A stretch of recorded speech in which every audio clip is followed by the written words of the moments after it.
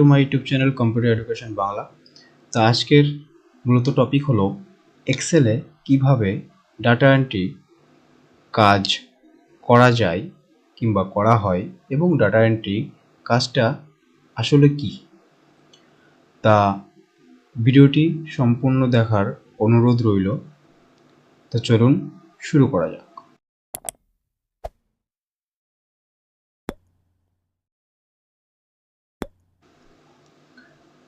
তো at first আমাদের এক্সেলে এমন একটা ডাটা তৈরি করতে হবে, সেটা হলো যে কোনো কোম্পানির সাপোজ আমি এমপ্লয়ি ডাটা হিসাবে নিয়েছি। তো এমপ্লয়ি ডাটা হিসাবে থাকে ID number, name, gender, age, salary, contact number. এবার তোমাদের এখানে হেডিংয়ে অনেক কিছু থাকতে পারে, যেমন আইডি নাম্বার, নাম, বাবার নাম, মায়ের নাম, অ্যাড্রেস, জেন্ডার, স্যালারি, এজ, ডিসি থাকতে পারে। তা প্রথম আমাদের এরকম একটা ফরম্যাট তৈরি করে নিতে হবে। তো চলুন ভিডিওটি স্কিপ না করে দেখবেন। তো প্রথম আমি কিবোর্ডের কন্ট্রোল চিপে মাউসের স্ক্রল বার প্রেস করে আমি স্ক্রিনটাকে কিছুটা জুম করে নিলাম। তো জুম করার পরে আমাদের এখানে যে ইটা করতে হবে সেটা হলো প্রথমে আমাদের লিখে নিতে হবে এখানে যে ওই যে আগের যে এমপ্লয় ডাটা, এই শীটটা আমরা এখন তৈরি করব।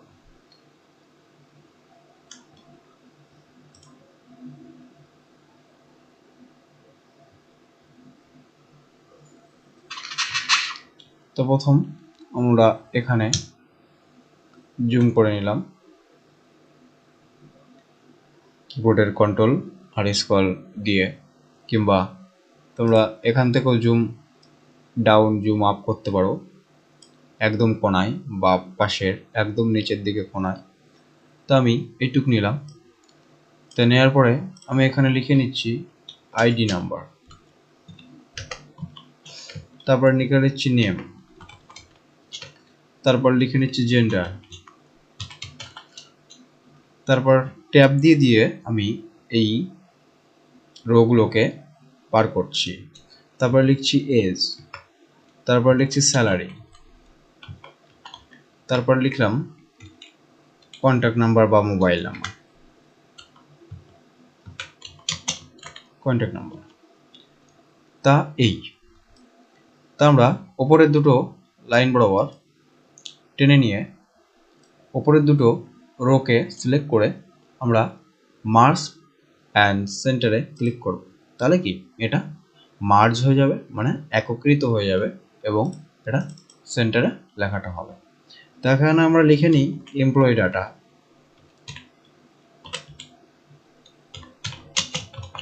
Employee data. বাইরে ক্লিক করার পরে এখানে ক্লিক করার পর এখান থেকে আমরা প্রথম এটিকে মিডিল লাইন করে নেব এবং এটা তো সেন্টারেই আছে। কিছুটা আমরা বড় করে নেব লেখাটিকে। আমি 18 করে নিলাম। এখানে এবার আমরা ফিল কালার করব, যেটা হলো আমাদের ফিল কালার থাকবে এটি থাকবে। তো এটি দিলাম। আর টেক্সট কালার দেবো আমরা হোয়াইট। তারপর এই যে আমাদের রোতে লেখা ছিল যে ID number, name, gender, age, salary, contact number, তো এটাকেও আমরা ফিল করে নেব কালার দিয়ে। তা আমি কালার দিয়ে ফিল করে নিলাম এবং এটারও টেক্সট কালার করে দিলাম রেড। তা এবার এটাকে আমরা সরাসরি টেবিলে পরিণত করব। আমাদের ডাটা হলো এতটুকু থাকবে। তা আমরা টেবিলে পরিণত করার পর টেবিলে পরিণত করতে পারি দুরকমভাবে। যথারীতি এখানে অল বর্ডারে ক্লিক করার পর এখানে অল বর্ডারে ক্লিক করতে হবে, এটা এক পদ্ধতি। আর একটা পদ্ধতি সিলেক্ট করার পর মাউসের রাইট ক্লিক করার পর এখান থেকে আমরা চলে যাব ফরম্যাট সেলে। ফরম্যাট সেলে যাওয়ার পর একটু ওয়েট করতে হবে। ফরম্যাট সেলে যাওয়ার পর আমাদের যে বর্ডার আছে, বর্ডারে ক্লিক করে আউটলাইন আর ইনসার্ট লাইন ওকে করে দিতে হবে। দুরকমই সহজ পদ্ধতি হলো এই যে এইটি ফন্টের অপশানে ফন্টের যে টেক্সট বারে সেটা থাকবে। তা আমরা এর মধ্যে ডাটা করব। আমরা দেখুন একভাবে লিখতে পারি যে আইডি নাম্বার 101, নেম হলো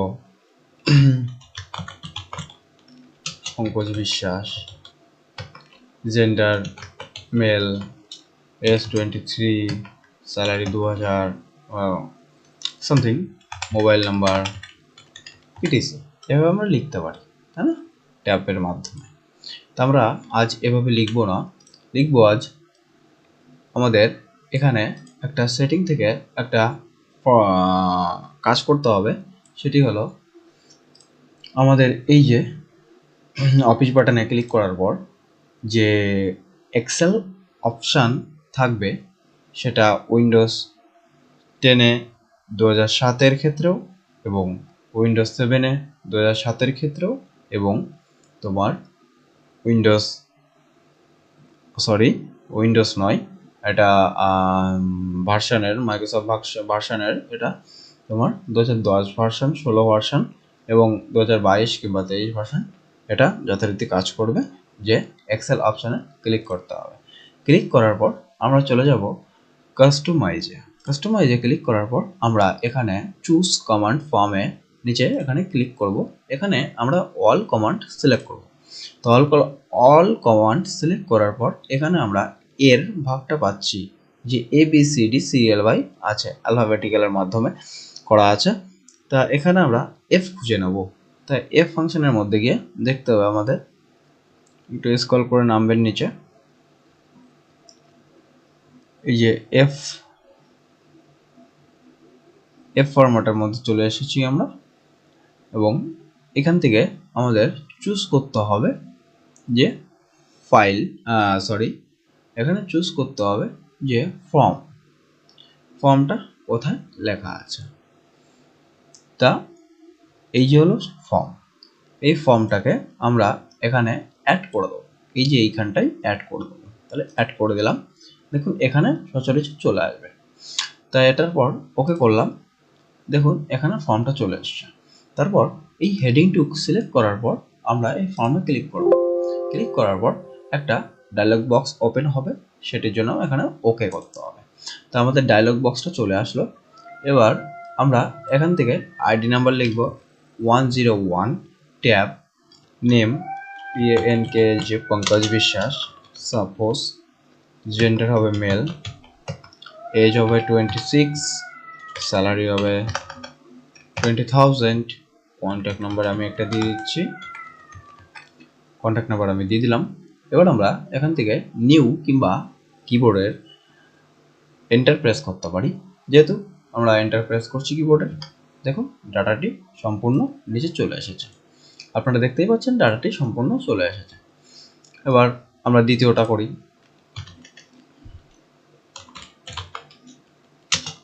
অমৃতা বোস,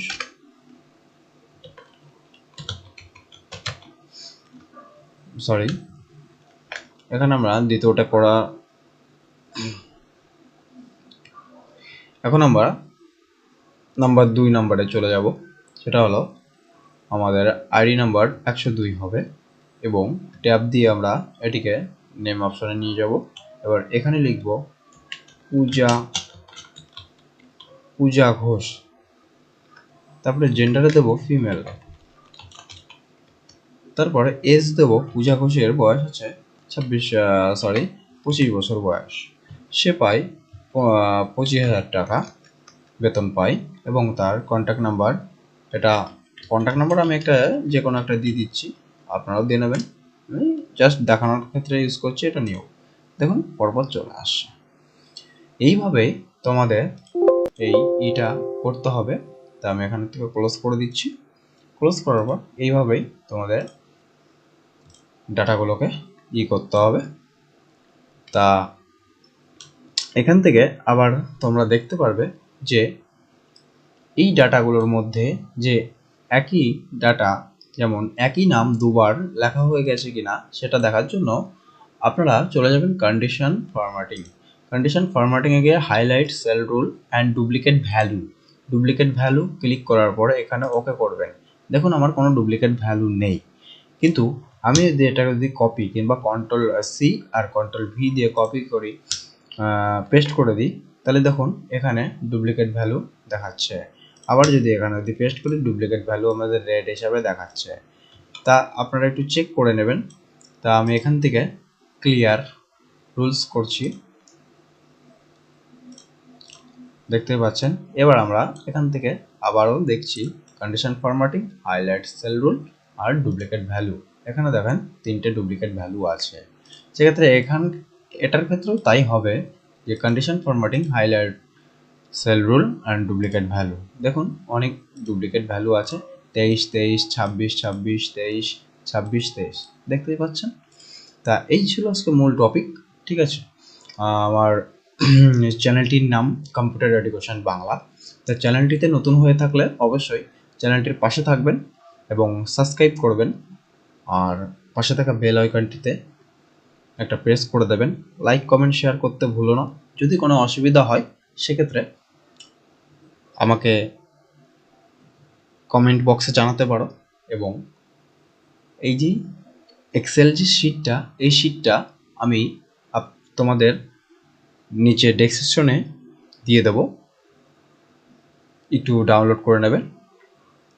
তাই ছিল আজকে মূল টপিক, কিভাবে ডাটা এন্ট্রির কাজ করে সহজ পদ্ধতিতে এক্সেলে, সেটি শেখা হলো। তা